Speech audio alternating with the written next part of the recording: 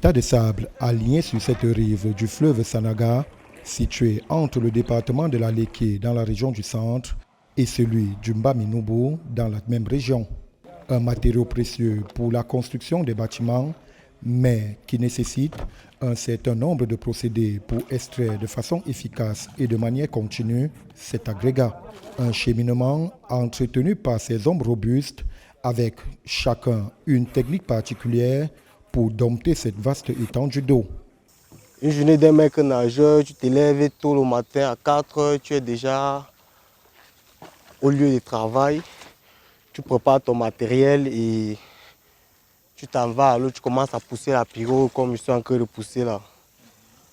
Tu travailles tout au long de la journée, au plus tard 15 heures, tu arrêtes ton travail, tu arrêtes ta tâche et après s'il y a vente, puisque ce sont les camions qui viennent acheter le sable.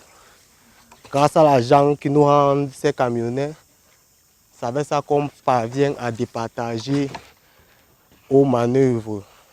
Une journée périlleuse de travail pour ces chargeurs au centre de cette activité importante à laquelle s'ajoute aussi la contribution de plusieurs autres corps de métier assez bien organisés pour exploiter à bon escient ce matériau.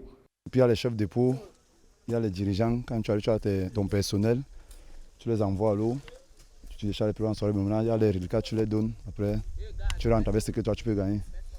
Des interventions de ces acteurs qui n'occultent pas les difficultés quotidiennes auxquelles sont confrontés ces plongeurs.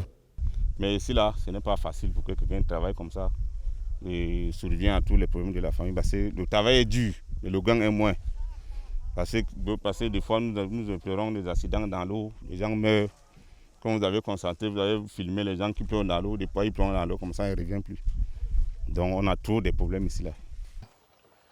Des risques qui demandent sans doute une plus grande attention des pouvoirs publics afin de permettre à ces derniers de vivre décemment et de se prémunir davantage des différents dangers qui pourraient advenir.